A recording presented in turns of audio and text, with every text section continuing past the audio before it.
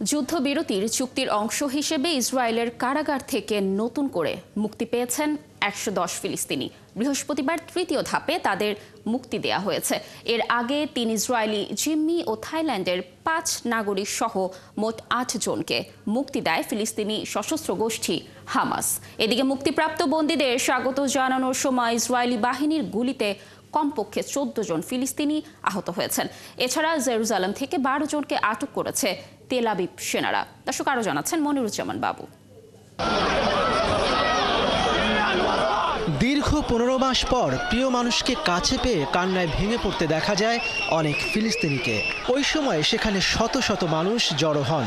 British সংবাদ মাধ্যম BBC জানিয়েছে, যেসব বন্দী ইসরায়েলি কারাগার থেকে মুক্তি পেয়েছেন তাদের কেউ কেউ পশ্চিম তীরের রামাল্লা এবং গাজায় গেছেন।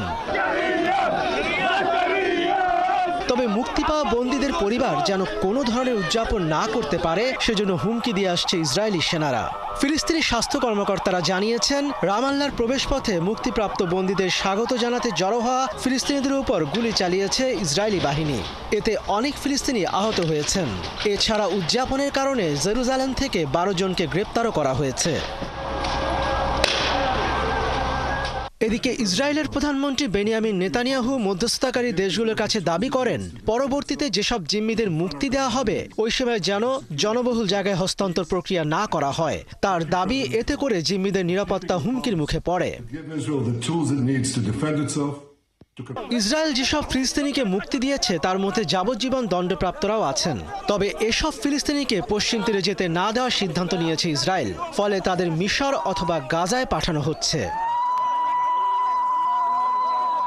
এদিকে গাজা থেকে ৮ জিম্মিকে মুক্তি দিয়েছে সশস্ত্র গোষ্ঠী হামাস।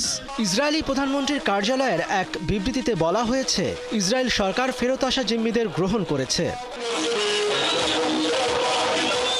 এদিন প্রথমে ২০ বছর বয়সী ইসরায়েলি সামরিক পর্যবেক্ষক আগাম বার্গারকে মুক্তি দেওয়া হয়। পরে মুক্তি দেওয়া হয় বেসামরিক নাগরিক আরবেল ইউহেদ ও গাদি মোসেসকে।